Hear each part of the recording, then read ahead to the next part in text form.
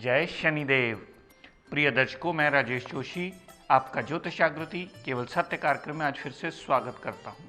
प्रिय दर्शकों, जैसा कि आप जानते हैं, हमारी चर्चा कुछ दिनों से राहु देवता और शुक्र देव, जो कि दानव गुरु कहे जाते हैं, इनके योग को लेकर के चल रही है।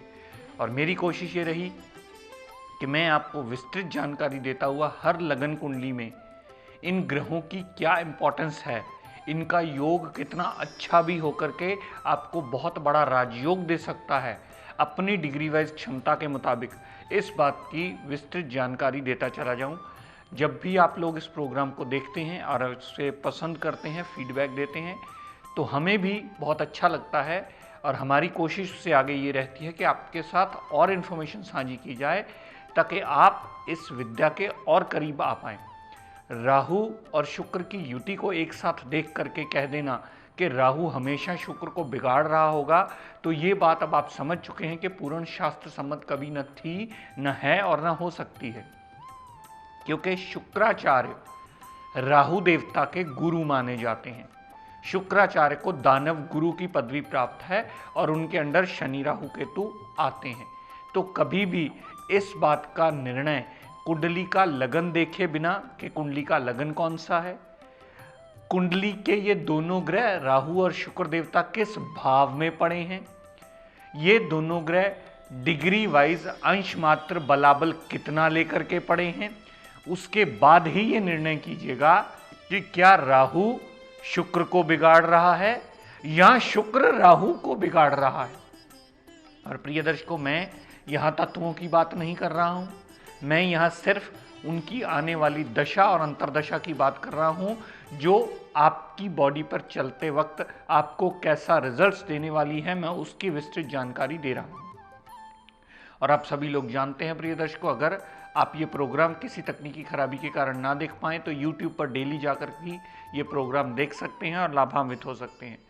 तो प्रिय दर्शकों, आज अपनी इसी श्रृंखला को आगे बढ़ाता हुआ, कल तक हमने बात की थी मकर लगन की कुंडली की, आज बात करते हैं कुंभ लगन की कुंडली की। कुंभ लगन की ये इसलिए बनी क्योंकि लगन में ही 11 नंबर लिखा है। 11 नंबर कुंभ राशि होती है जिसके स्वामी स्वयं शनिदेव बनते हैं, हमारे न्याय के देवता शनिदेव, हमारी पूरी सृष्टि को चलायमान रखने वाले हमारे न्याय के देवता।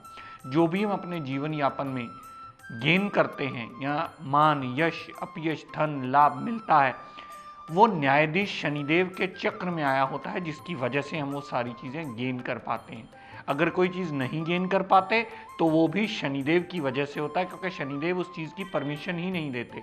और हमारी कुंडली में पिछले संचित कर्मों की वजह से जो हमें लगन कुंडली मिलती है, उसमें उस चीज़ का व्यवधान होता है, कम होता है, अच्छा होता है, बुरा होता है, ये हमारी कुंडली देखकर ही निर्णय किया जाता है। तो दर्शकों, आज कुंभ लगन की कुंडली की बात करते हैं। कुंभ लगन की कुंडली जिसके स्वामी शनिदेव, जिसके परछाई राहु देवता को माना जाता है और शुक्राचार्य इनके गुरु माने जाते हैं।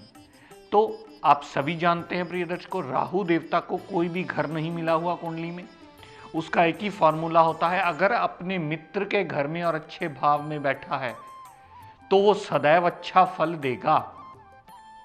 अगर अपने शत्रु के घर में बैठा है, यानी वो सूर्य और चंद्रमा के घर में बैठा हो, वो मंगल देवता की दोनों राशियों में बैठा हो, वो बृहस्पति देवता की दोनों राशियों में बैठा, अगर वो इनमें बैठा है तो सदैव अशुभता के फल देगा, चाहे फिर वो अच्छे भाव में ही क्यों ना पड़ा हो। ये राहु देवता को पढ़ने का मूल नियम है और केतु देवता को भी पढ़ने का मूल नियम यही है। तो इस तरीके से आप समझ लीजिए, दोनों उच्च के हों एक अलग इशू होता है, वो अलग बात होती है। फिर वो चाहे शत्रु, जैसे मान लीजिए केतु धनु राशि में उच्च का माना जाता है, तो वो एक अलग इशू। उच्च का होने की वजह से ग्रह बंध जाता है वो अच्छा रिजल्ट देने में, फिर वो चाहे शत्रु की राशि में ही क्यों ना, जैसे मंगल मकर राशि में उच्च का हो जाता है लेकिन वो बंध जाता है अच्छा फल देने के लिए, वो एक अलग कॉन्सेप्ट है। लेकिन हम यहाँ जनरल बात कर रहे हैं राहु और शुक्र के योग की, कि राहु और शुक्र का योग आपको कैसा रिजल्ट अपनी दशांतरा में देने वाला है। राहु और शुक्र का योग अगर लगन में पड़ा होगा और कुंभ लगन की कुंडली होगी तो ये समझ लीजिए शुक्र इस लगन कुंडली में एक योग कारक ग्रह बनता है। योग कारक इसलिए बनता है क्योंकि वह लग्नेश का गुरु माना जाता है। दूसरी सबसे बड़ी बात, शनिदेव ने शुक्र देवता को क्या दिया, शनिदेव ने शुक्र देवता को चौथे भाव का मालिक बनाया। चौथा भाव माता, गाड़ी, भूमि, वाहन, मकान, सारी सुख सुविधाएं, इन सारी चीजों का, अपनी नेटिव लैंड, इन सब का, यानी सुखेश सुख स्थान का मालिक शुक्र देवता को बनाया। और शुक्र देवता को नवम भाव का मालिक बनाया। नौवां भाव पिता का, नौवां भाव विदेश यात्रा का, नौवां भाव धर्म को मानने का, नवम भाव आपका रिलीजन माइंडेडनेस देखी जाती है, नवम भाव से हायर टू हायर रिसर्च भी देखी जाती है। तो नवम भाव का मालिक शुक्र देवता को बनाया और चौथे भाव का मालिक शुक्र देवता को बनाया। अपनी अति मित्रता को निभाते हुए, अपने शिष्य का कर्तव्य निभाते हुए शनिदेव ने शुक्राचार्य को केंद्र में एक जगह दी और त्रिकोण भाव में एक जगह दी, त्रिकोण राशि त्रिकोण भाव में दी। तो शुक्राचार्य इस लगन कुंडली में अति योग कारक ग्रह बने। और मैं पहले भी बता चुका हूं प्रिय दर्शकों के योग कारक की डेफिनेशन समझ लीजिए, जहां बैठना, जहां देखना, जहां जाना, उस घर की वृद्धि कर देना। अगर मान लीजिए यही लगन में योग पड़ा होगा राहु और शुक्र देवता का, और किसी ने कह दिया कि आपका तो जी शुक्र को खराब कर रहा है राहु, तो कभी मत समझिएगा कि ये बात पूर्ण सत्य है, ये बात सत्य से कोसों दूर है। यहां अगर राहु और शुक्र दोनों लगन में आ गए तो बहुत बड़ा राजयोग बना लेंगे। शुक्र देवता भी अपनी दशा अंतरदशा में जितना डिग्री वाइज अंश मात्र उसमें बलाबल होगा उतने प्रतिशत आपको पॉजिटिव रिजल्ट देते मिलेंगे। और राहु देवता भी अपने अति मित्र के घर में और कुंडली के सबसे अच्छे भाव में बैठे हैं तो सदैव आपको लाभान्वित करते ही मिलेंगे। तो यहां पर ये गलती मत कीजिएगा कि राहु शुक्र इकट्ठे होंगे आपको स्त्री पक्ष से कष्ट होगा और आप राहु की शांति के पीछे पड़ जाएं। यहां ये बात पूर्ण शास्त्र सम्मत कभी नहीं होगी क्योंकि दोनों ही अपने अति मित्र के घर में बैठे हैं। दर्शकों, राहु शुक्र अगर दूसरे भाव में बैठे हुए, दूसरे भाव में मीन राशि के शुक्र उच्च के हो जाते हैं। अगर राहु और शुक्र दोनों दूसरे भाव में बैठे हुए, यहां राहु बृहस्पति देवता के घर में आ गया, अपने शत्रु के घर में आ गया, वो शुक्र की एनर्जी को डिलीट करेगा। वहां शुक्र देवता का हमें कम रिजल्ट देने में शुक्र देवता खराब होंगे राहु देवता के साथ पड़े होने की वजह से। तो यहां अगर दूसरे भाव में राहु शुक्र पड़े होंगे तो यहां राहु की शांति करवा करके उच्च के शुक्र को बाध्य करना होगा और ज्यादा अच्छे फल देने में। शुक्र की दशांतरा हमेशा परिवार सुख से संपन्न करेगी, वाणी अच्छी करेगी, धन का अभाव यहां नहीं रहेगा। यहां से जितनी दृष्टि शुक्र ने अष्टम भाव पर डाली तो ऑब्स्टेकल दूर होगी, परिवार साथ देने वाला होगा, सुख स्थान में वृद्धि होगी, भाग्य साथ देगा, पिता साथ देगा, विदेश की यात्रा होगी, भाग्य से आपको सदैव लाभ मिलते देख सकते हैं। लेकिन दर्शकों, जब राहु देवता की दशांतरा चलेगी वो सदैव इन सब चीजों में नुकसानदेह होगी क्योंकि राहु बृहस्पति देव के घर में आ गया है और यहां आपको राहु की शांति अनिवार्य होगी। यहां राहु की शांति करवा करके ही आप शुक्र देवता से और अच्छे फल ले सकते हैं। दर्शकों, अगर यही राहु शुक्र कुंडली के चौथे भाव में पड़े हुए, राहु यहां उच्च के हो जाते हैं और शुक्राचार्य यहां स्वय राशि होकर के मालव्य नाम का पंच महापुरुष योग बनाते हैं। यहां पर अगर किसी ने कह दिया कि राहु शुक्र का योग बना है, आपका तो स्त्री पक्ष पे कोई दोष बनता है, ऐसा कुछ नहीं होगा। ये दोनों ही ग्रह अपने आप में बहुत बड़ा राजयोग बना लेंगे और कोई भी विद्वान मेरी इस बात को झुठला नहीं सकता। जितना अंश मात्र राहु में बलाबल होगा, राहु की दशा अंतरदशा उतने प्रतिशत पॉजिटिव रिजल्ट देगी और शुक्र में जितना बलाबल होगा उतने प्रतिशत वो पॉजिटिव रिजल्ट ही देती मिलेगी। शुक्र की दशा अंतर्दशा में माता, गाड़ी, भूमि, वाहन, मकान, सारी सुख सुविधाओं से जातक को लाभ होगा और राहु का उच्च के होने की वजह से भी यही सेम रिजल्ट पॉजिटिव जो होंगे वो जातक को अवश्य मिलेंगे। तो ये गलत फहमी निकाल दीजिएगा कि यहाँ राहु और शुक्र मिलकर आपको स्त्री पक्ष का कोई दोष लगाएंगे। यहाँ दोनों बहुत बड़ा राजयोग बना देते हैं और शुक्र की दशा और राहु की अंतर्दशा दोनों में से किसी की भी दशा अंतरा आ गई आपको राइजिंग देने में बहुत बड़ा मेजर रोल प्ले करती। दर्शकों, राहु शुक्र अगर पंचम भाव में पड़े हुए, यहां भी राहु देवता को उच्च का माना जाता है और त्रिकोण का स्वामी त्रिकोण में उच्च का राहु देवता हो गया, साथ में त्रिकोण का स्वामी त्रिकोण शुक्र आ गया। यहां भी राहु और शुक्र बहुत बड़ा राजयोग बना लेंगे। जितना अंश मात्र बलाबल होगा उतने प्रतिशत पॉजिटिव रिजल्ट आपको देते मिलेंगे। पंचम भाव के रिगार्डिंग सारे पॉजिटिव रिजल्ट और 11वें भाव संबंधी भी शुक्रदेव सारे ही पॉजिटिव रिजल्ट देंगे। और यहां राहु की शांति करवाने की भूल कभी मत कीजिएगा, इससे दोष में मत लीजिएगा। ये अपने आप में बहुत बड़ा राजयोग लेकर के बैठा है उच्च का और कुंडली के त्रिकोण भाव में।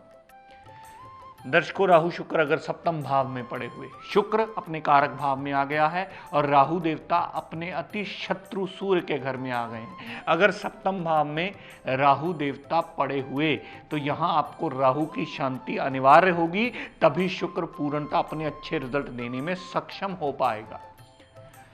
अगर राहु शुक्र नवम भाव में पड़े हुए प्रिय दर्शकों, यहां पर न तो कभी गलती से शुक्र की शांति होगी, न ही कभी गलती से राहु को बदनाम करके उसकी शांति का सोचिएगा, क्योंकि दोनों ही अपने गुरु के घर में गए हैं। शुक्राचार्य तो स्वयं अपने ही घर में गए हैं और राहु देवता उनके शिष्य होकर अपने गुरु के घर में गए हैं, जिसकी वजह से राहु की दशांतरा भी पूर्ण पॉजिटिव रिजल्ट देगी और शुक्र की दशांतरा भी जितना उसमें डिग्री वाइज बलाबल होगा उतना बड़ा राजयोग देने में समर्थ होगी।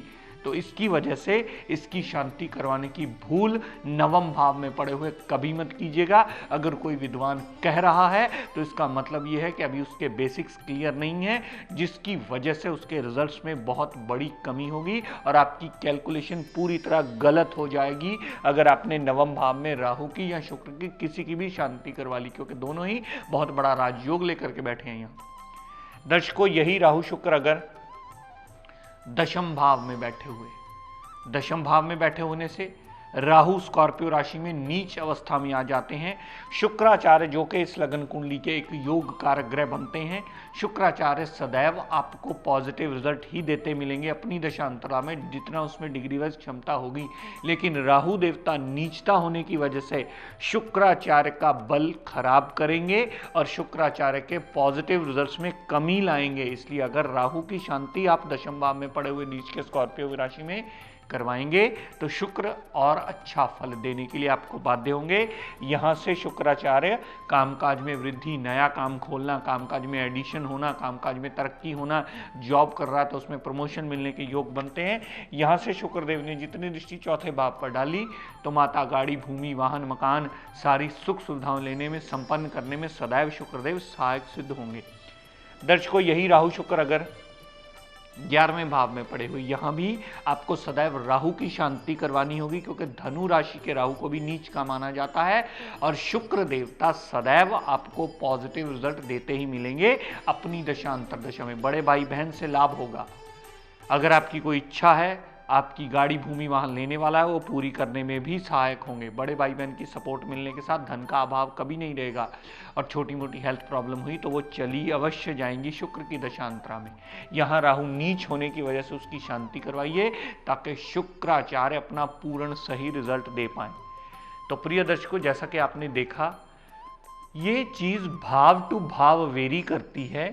ये बात की गलत फहमी कभी मन में मत लाइएगा कि राहु और शुक्र इकट्ठे हैं तो सदैव राहु देवता की शांति करवानी पड़ेगी और शुक्र देवता को अच्छे फल देने में बाध्य करना पड़ेगा। हो सकता है ये दोनों ही ऐसी जगह पड़े हों, जैसे मान लीजिए लगन में या चौथे भाव में या पंचम भाव में या नवम भाव में ऐसी जगह पड़े हों जहां दोनों ही ग्रह बंधे हों अच्छा फल देने के लिए, और शुक्राचार्य और राहु देवता का कॉम्बिनेशन देकर के इसको खराब सोचने से पहले ये अवश्य सोच लीजिएगा कि शुक्राचार्य दानव गुरु है और राहु देवता उनका शिष्य। कभी भी शिष्य इतना नहीं बिगड़ता कि गुरु को खराब कर पाए, लेकिन सही कुंडली का विवेचन करने के बाद ही इस नतीजे पर पहुंचेगा ये किस भाव में पड़े हैं, उसके बाद इस विवेचन को सही तरीके से समझ पाइएगा।